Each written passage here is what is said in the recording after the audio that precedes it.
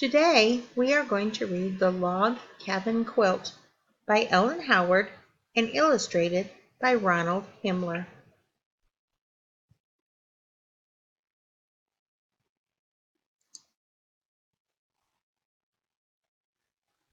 My granny was a great one for quilting.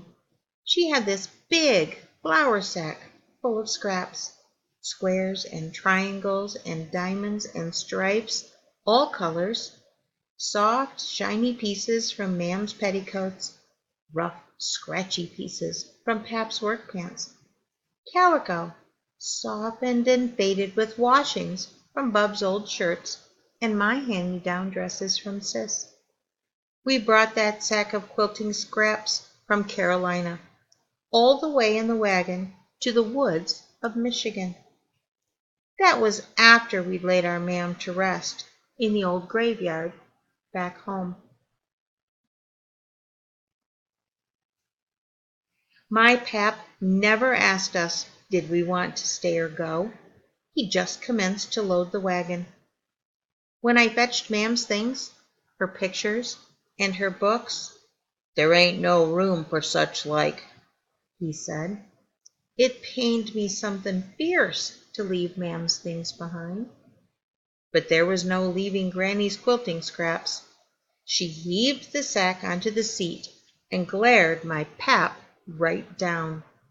"I aim to set on it," she said.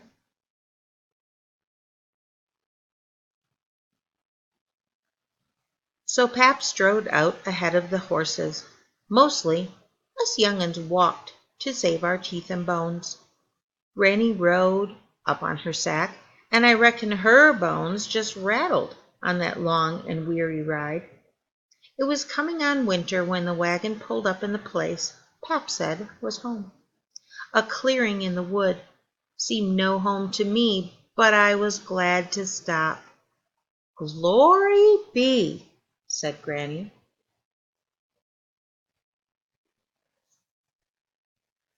Right off, Pap and Bub commenced to build the cabin.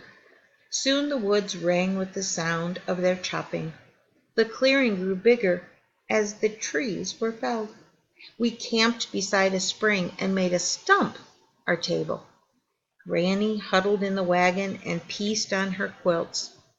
Every night got colder, seemed to me.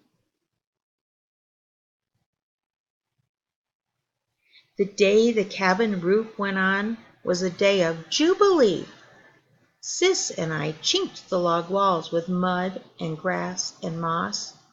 "That'll keep out the wind, Elviry," Pap said to me, and I felt the gladdest I had since home. But he didn't smile.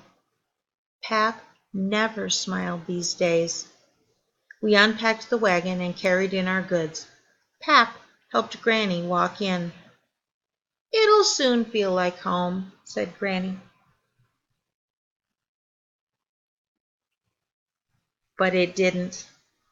Even with the table scrubbed and the stools set around it, even with Granny in her rocker piecing on a quilt, it didn't feel like home. Mam had been a great one for flowers. When there were no flowers, she'd find a branch of berries to put in a jug. So, to pretty things a mite, I tied on my shawl and went to look for some. There wasn't so much as a yellow leaf. The trees stood black and naked. I couldn't find a berry. I couldn't find a bud. The wind was blowing. It made my ears ache. I went back empty-handed.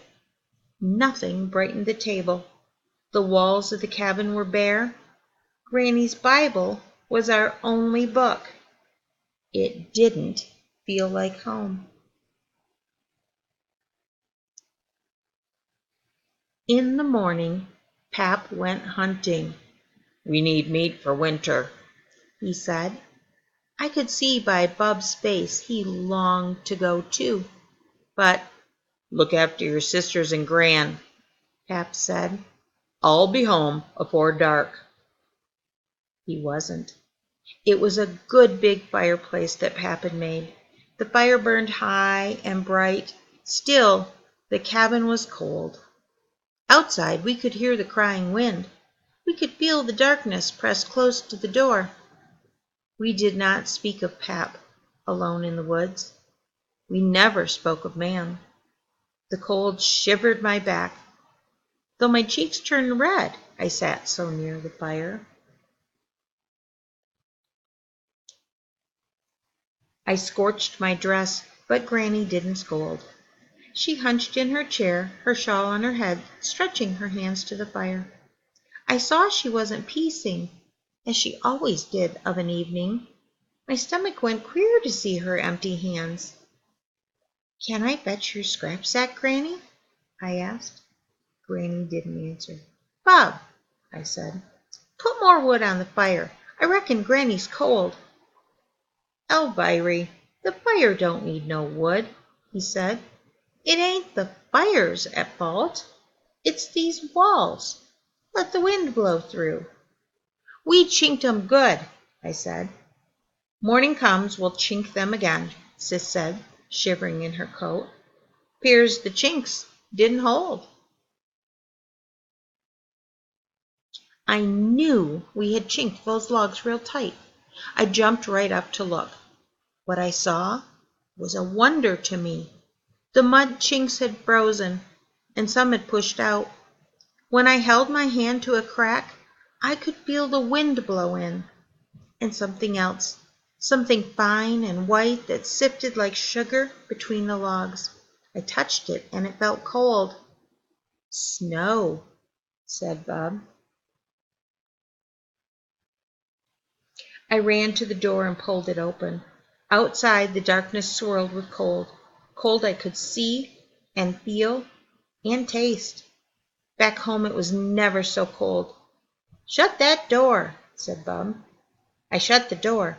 My teeth chattered so's I couldn't speak. I crept back to the fire. At Granny's knee I sat on my stool. I felt her hand on my hair. When I turned my head up to look at her face, I saw by her eyes she was thinking of Pap. Pap in the snow. I couldn't bear what I saw in her eyes. I fetched the quilting scraps. They spilled into the firelight like scraps of memory. Red and yellow and blue and green, rough and smooth, bright and faded, soft and stiff. All the pieces of our family's life scattered on the floor.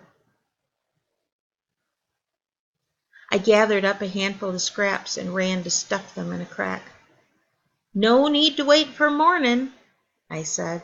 "We can chink the walls right now." I could feel the others watch me as I pushed the scraps into the cracks, brushing away the snow.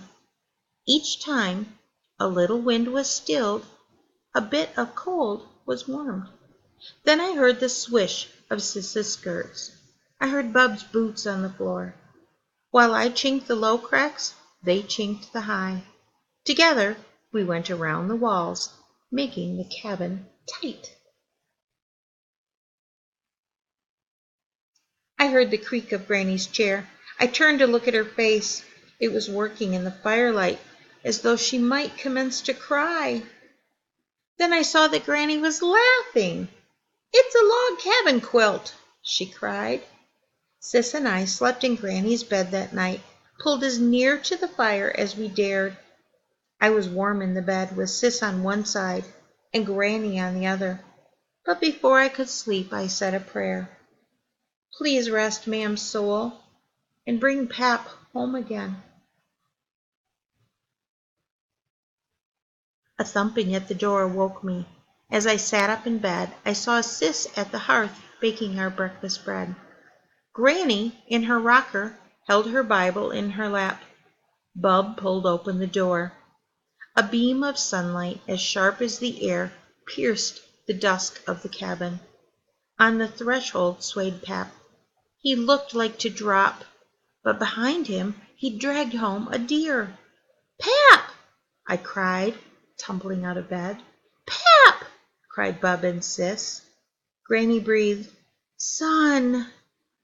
Bub lowered Pap's travoy poles down to the ground and helped him to the fire. His eyebrows and beard were frosted with snow. His clothes were stiff with cold. "Set you down here," Granny said, giving up her chair. When he'd ceased to shiver, Pap told of his night, warmed by the carcass of the deer in a hollow beneath a log. He drank his coffee as he told. His fingers curved round the warmth of the cup as though they'd never leave it. "It's good to be home," he said, looking about. Then his eyes opened wide. "What in thunderation?" he said. In the morning's light, the colors of the quilt scraps made the cabin bright. "Elviry thought of it, Pap," Sis said. "Our chinking froze and fell out. Then Elviry thought of Gran's quiltin' scraps." I was holding my breath, watching Pap's face. Something was happening to his eyes. A softening, a crinkling, a smile. "Your mam would be proud," Pap said to me. "The place is downright homey." Of a sudden, I saw that Pap spoke the truth. The cabin did feel like home, but it wasn't the quilt scraps. It was Mam's name said out loud that made our cabin home. "Elviry," Pap said, slapping his knee. "Elviry, you do beat all."